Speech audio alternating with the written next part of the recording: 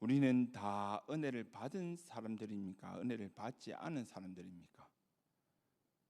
저만 은혜를 받은 거 아니죠. 우리 성도님들 모두 다 은혜를 받으셨습니다. 그리고 지금도 받고 계십니다.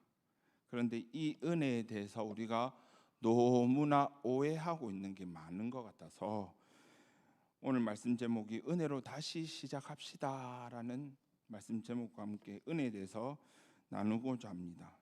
그런데 성경에서도 많이 보면 성경에 은혜를 받은 자들이 너무 많이 나옵니다. 헤아릴 수 없이 많이 나오는데 특히 마태복음 15장에 보시면 우리가 너무나 잘 알듯이 예수님이 두로와 시돈 지방을 방문하실 때에 한 가나안 여인을 만나게 됩니다. 이 여인이 예수님께 외칩니다. 주 다윗의 자손이여, 나를 불쌍히 여기소서, 내 딸이 귀신 들렸나이다 라고 외칩니다. 예수님께서 이 소리를 들으시고 오냐, 내가 바로 고쳐주겠다 하시면서 고쳐주시면 너무나 좋은데, 그러나 예수님은 단 한마디도 하지 않으셨습니다. 여인은 포기하지 않고 또 예수님께 와서 절하면서 애걸합니다. 주여, 저를 도와주시옵소서 라고 애걸합니다. 그러자 예수님께서는 여자에게 어떻게 보면 너무나 모욕적인 말을 합니다. 자녀의 떡을 취하여 개들에게 던짐이 마땅치 아니하니라. 여인이 병을 고쳐달라 하는데 자기를 개취급하시는 예수님께 더 이상 말을 고쳐달라는 말을 해야 될지 말아야 될지 이 엄청난 자존심 상하는 이야기를 들었음에도 불구하고 그것을 긍정하면서 다시 요청을 합니다. 주여, 올소이다마는 개들도 제 주인의 상에서 떨어지는 부스러기를 먹나이다 라고 고백을 합니다. 예수님은 그때서야 굉장한 말씀을 하십니다. 뭐라고 하십니까? 여자여, 내 믿음이 크도다, 내 소원대로 되리라 라고 말씀을 하시면서 여인의 딸을 고쳐주셨습니다.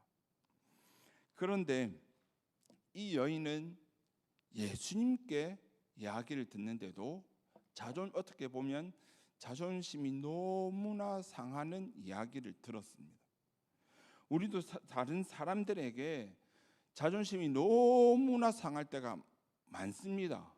살아가다 보면 내가 이런 소리를 들어야 되나? 내가 이런 계치급을 받아야 되나? 내가 이런 존재였나? 생각될 정도로 자존심 상할 때가 너무나 많습니다. 그런데 그 자존심 상할 때마다 오히려 내 몸이 아플 때보다 더 몸이 아픈 것 같습니다. 아무리 몸부림쳐도 문제가 풀리지 않을 때 때로는 포기하고 싶을 때도 많습니다.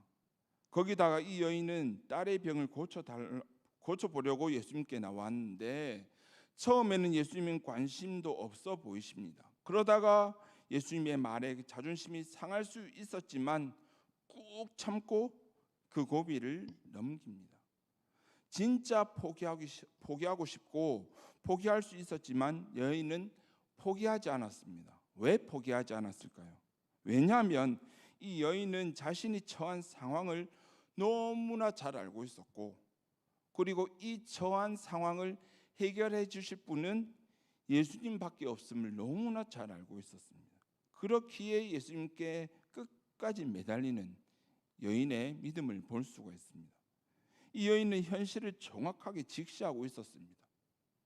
다른 사람이 몰랐으면 하는 사실, 사랑하는 딸이 귀신 들렸다는 것을 또 숨기지 않고 그대로 드러내고 있습니다.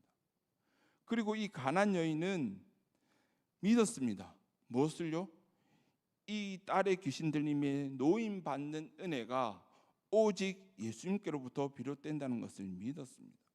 그렇기에 자존심 상하게 되는 상황에도, 주변에 변변치 않은 환경에서도 오직 예수님의 은혜로만 변화될 수 있다는 것을 믿었기 때문에 환경과 자존심 상하는 말 그 어떤 것도 이 한 딸의 어머니의 열망은 막을 수가 없었습니다. 이 여인뿐만이 아니라 우리도 이보다 더 큰 은혜를 너무나 많이 받아왔고 받을 것이고 지금도 받고 있습니다. 그런데 제가 요즘 들어서 생각드는 생각이, 은혜라는 것이 무엇일까?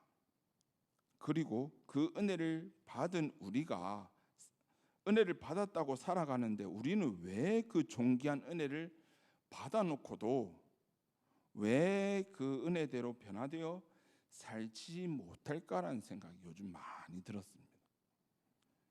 그래서 오늘 본문 내용을 토대로 이런 은혜를 나누려고 합니다.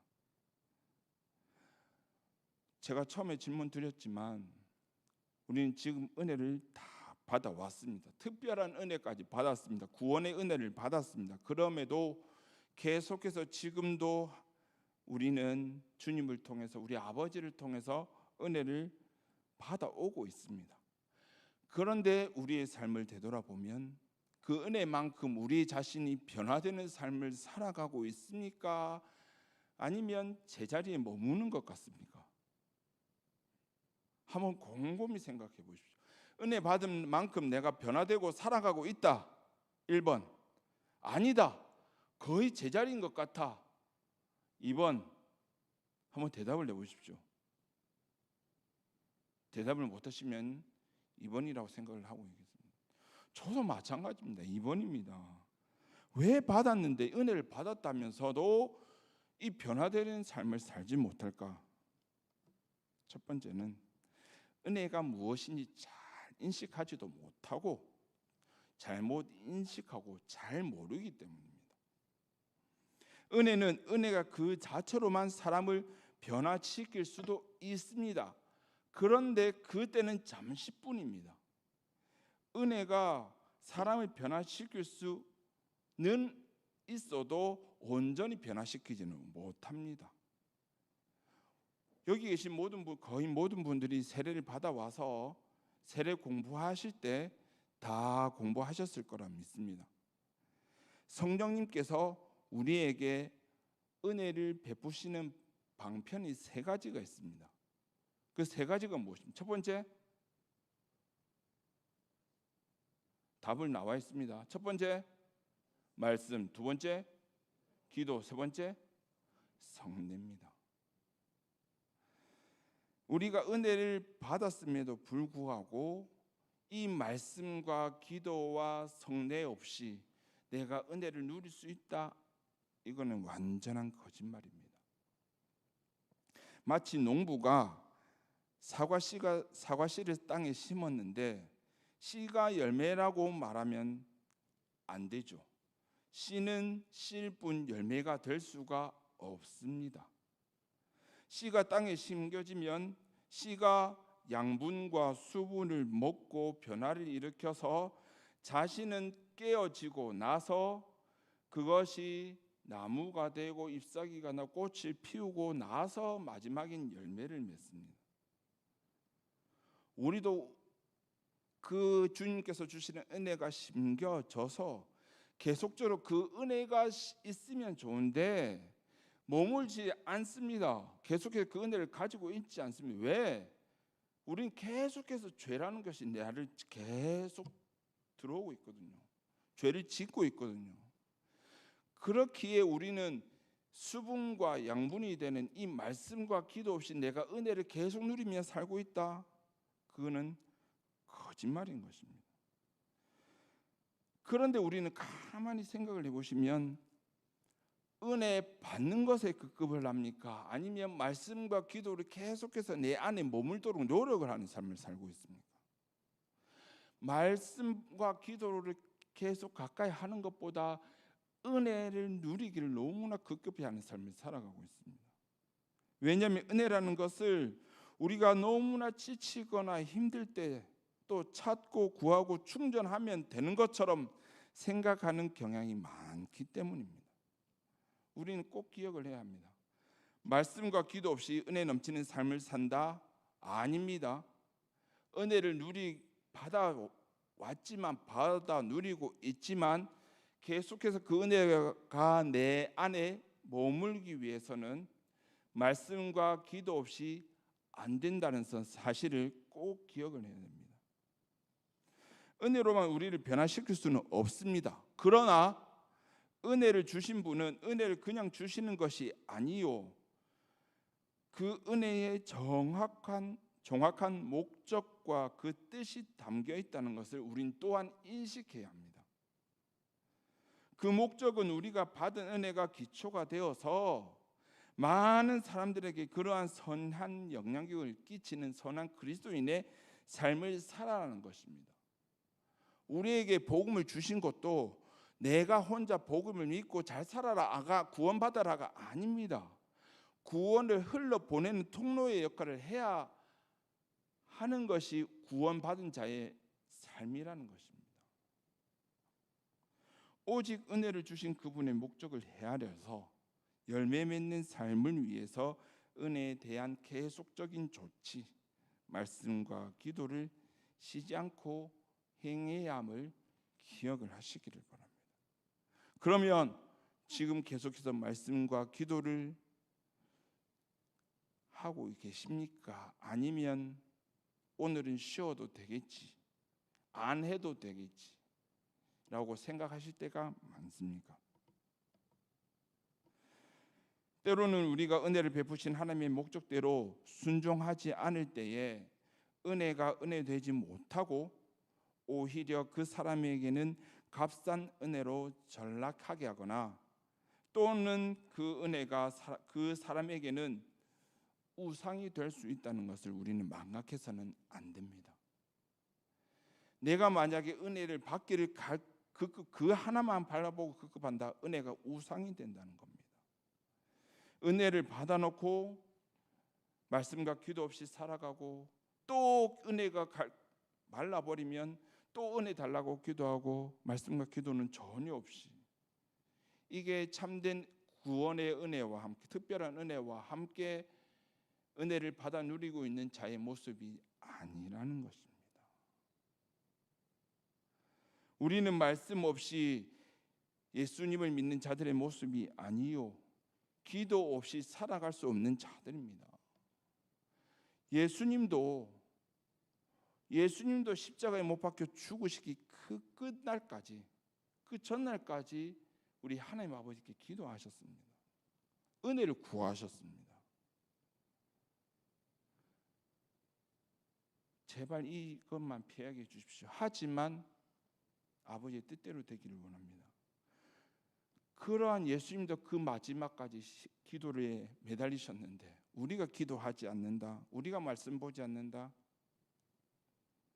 참된 그리스도의 모습이 아니라는 것입니다. 꼭 기억을 하시기 바랍니다. 두 번째로, 은혜를 받아도 왜 변화되지 않는가? 두 번째는 한번 받은 은혜가 계속적으로 우리의 삶 가운데 영향을 미치지 못하기 때문입니다.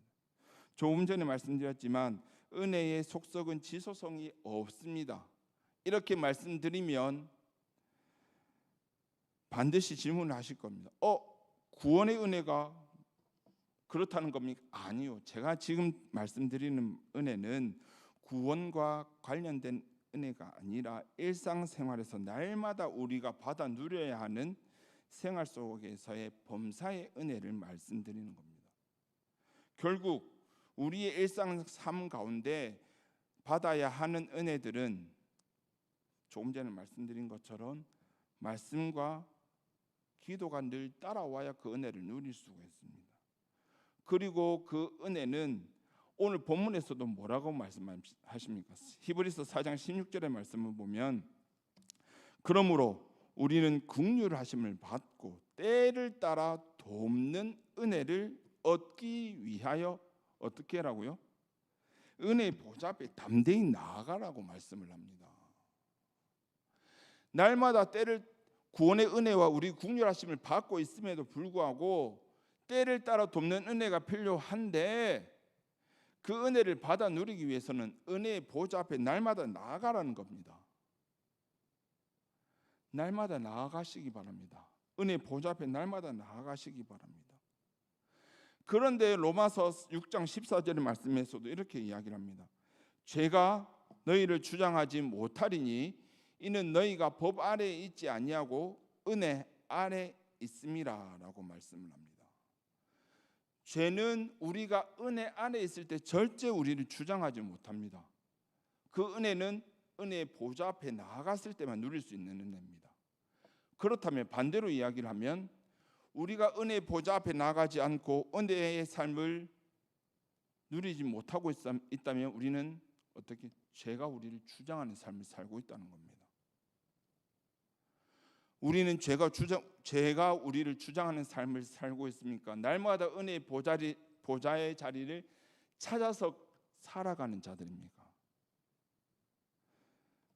우리는 한두 번이 아니라 지속적으로 은혜의 보좌 앞에 나아가야 하는 존재임을 꼭 기억을 하시기를 바랍니다. 말씀과 기도를 늘 가까이 해야 합니다. 그래서 죄와 멀어지고 은혜 속에 살아가야 하는 것입니다. 그래서 우리는 그렇게 살고자 하여서 우리는 주보에 매주 나옵니다. 오늘 본문, 오늘 묵상할 말씀은 이 말씀입니다. 이 말씀입니다. 그렇게도 못 살을까 봐 우리 목사님 토요일마다 모든 일주일의 말씀을 다 풀어서 설교를 해주십니다. 그것도 못 듣는 분들 위해서 이제 채널에까지 올려드립니다. 이렇게 친절한 교회는 못 봤습니다. 제가. 우리 모든 성도님들이 은혜를 누리기 위해서는 이러한 은혜의 보좌 앞에 나가야 되고, 그것도 안 되면 내가 할 수 없으면 교회에서도 와야 되고, 그럴 시간도 없으면 채널을 열어서 그 순간 터치 한 번이면 그 설교가 나옵니다.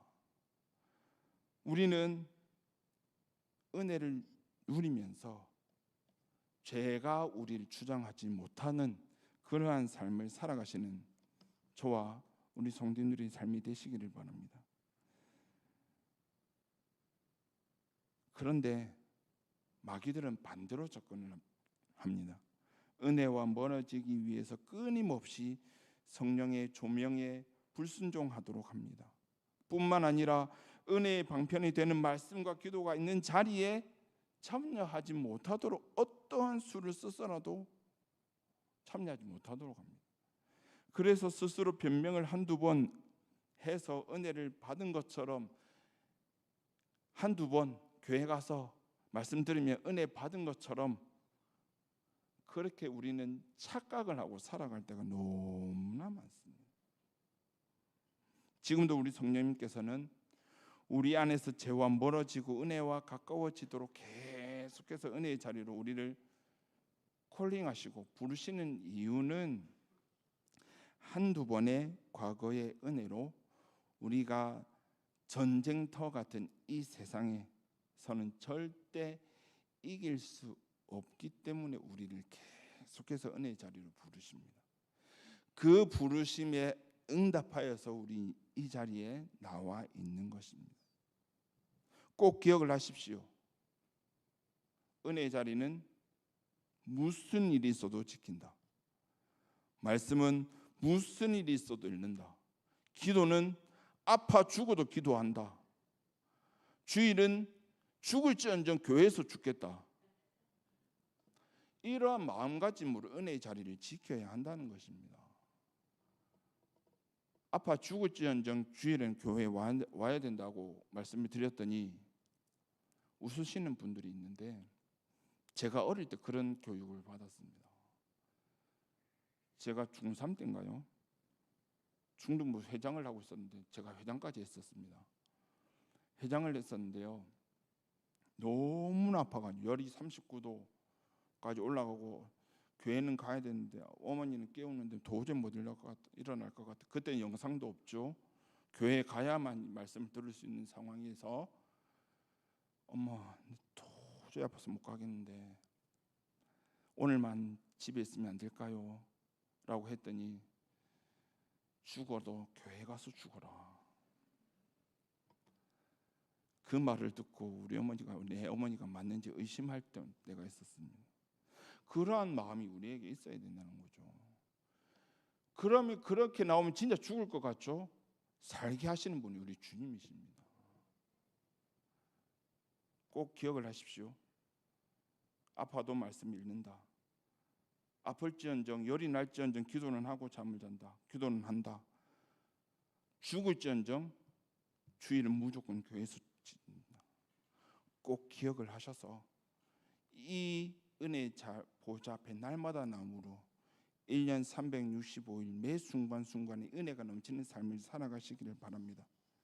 세 번째로, 은혜를 받아도 우리가 변화되지 않는 이유는 은혜 없이도 살 수 있다는 막연하고 안일한 생각이 있기 때문입니다. 목사님, 저는 그런 적이 없는데요. 저는 은혜 없이는 살아갈 수 없는 존재입니다. 날마다 그렇게 찬양을 하죠. 그런데 우리의 삶을 한번 곰곰이 생각을 되돌아보십시오. 내가 은혜 없이도 살 수 있을 때가 있었는지 없었는지 많습니다. 우리가 살아온 오늘 하루의 삶을 되돌아봐도 이때는 하나님의 은혜가 꼭 필요해서 은혜를 구했고 은혜가 있었고, 어느 순간에 세상 사람들과 똑같이 살아갈 때가 있었습니다. 분명히 있습니다. 그러한 삶을 살고 있다면 우리는 되돌려야 됩니다.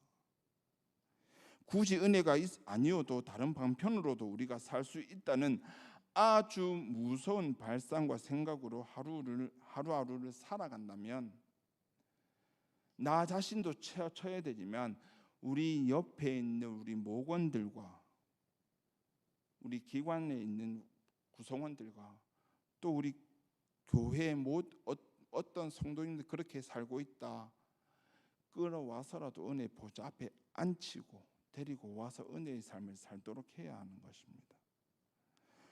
우리 찬양은 열심히 드립니다. 은혜 아니면 살아갈 수 없네. 그런데 실생활 중에서 은혜가 아니더라도 살아갈 수 있다고 살아갈 때가 문제인 것입니다. 은혜를 알고 은혜를 받고 은혜로만 살아가야 하는 우리도 세상 사람들처럼 은혜가 아니어도 살 수 있다고 세상적인 생각들이 우리를 엄습할 때마다 우리는 어떻게 반응하고 있느냐는 것을 우리는 꼭 기억을 하시기를 바랍니다. 그런 생각이 들 때마다 아닙니다. 주님, 내가 이렇게 말씀 앞에 나옵니다. 내가 이렇게 기도합니다. 그러니 주님께서 때를 따라 돕는 은혜로 내 안에 넘침으로, 우리 가정에 넘침으로, 우리 자녀들에게 넘침으로 올 한 해 2024년이 정말 은혜 없이 살아가는 순간이 한순간도 없도록 해달라고 우리는 기도해야 되는 것입니다. 우리는 늘 내 자신을 치면서 처음 은혜 받았던 순간, 내가 구원의 은혜를 받았던 순간을 늘 간직할 뿐만 아니라 나의 삶으로 돌아가서 정말 은혜 아니면 살아갈 수 없다는 것을 입술과 삶으로 우리 하나님 아버지께 보여드려야 되는 겁니다. 입술로만 은혜 아니면 살아갈 수 없습니다가 아니라 내 삶 속에 늘 말씀을 가까이 하고 기도를 하고 은혜의 보좌 자리에 날마다 앉아 있으므로 그러한 삶을 주님께 보여드려야 되는 거죠.